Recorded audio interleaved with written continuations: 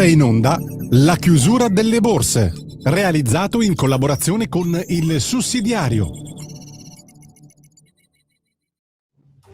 Radio Libertà, in collaborazione con il Sussidiario TV, presenta la chiusura delle borse di oggi.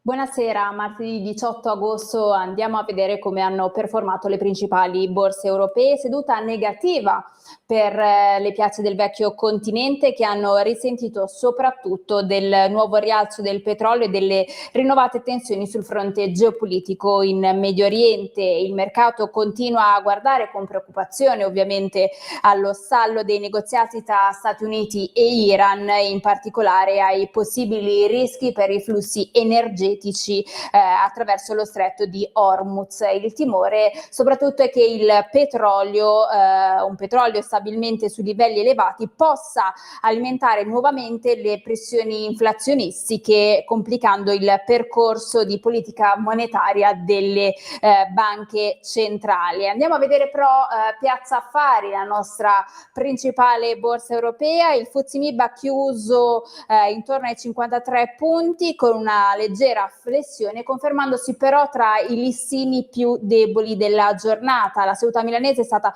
sicuramente penalizzata dalla forte correzione di titoli tecnologici e industriali dopo, come abbiamo detto, i rialzi delle precedenti sessioni, mentre hanno mostrato una maggiore tenuta i titoli legati sicuramente al comparto energetico, sostenuti appunto dal rialzo del greggio. In particolare STM è stata tra i peggiori titoli nel listino, insieme a Prysmian e Avio. Tra i migliori invece troviamo Nexi, Snam e Eni.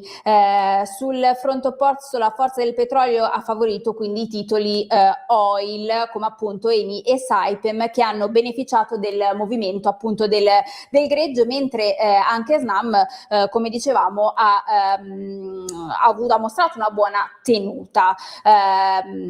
Se andiamo a guardare il quadro macroeconomico, ha contribuito a mantenere un'impostazione prudente. Nel Regno Unito il mercato del lavoro ha fornito indicazioni complessivamente miste, mentre in Germania sono usciti dati macroeconomici. È arrivato un miglioramento dell'indice ZEV, salito a 34,2 punti dai 26,3 precedenti. Il dato segna sicuramente un rafforzamento delle aspettative degli operatori sull'economia tedesca, ma comunque non è stato sufficiente a compensare l'impatto delle tensioni geopolitiche e dell'aumento dei costi energetici. Per quanto riguarda il BTP, il differenziale tra spread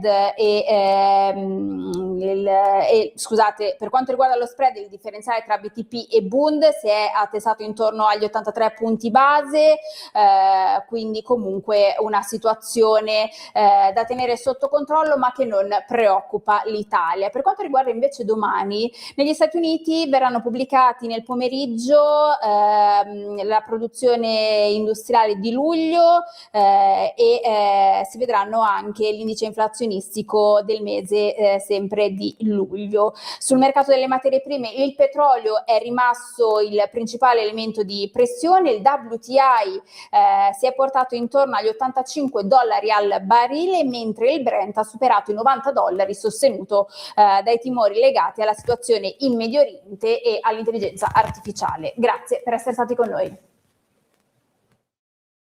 Avete ascoltato la chiusura delle borse, realizzato in collaborazione con il Sussidiario.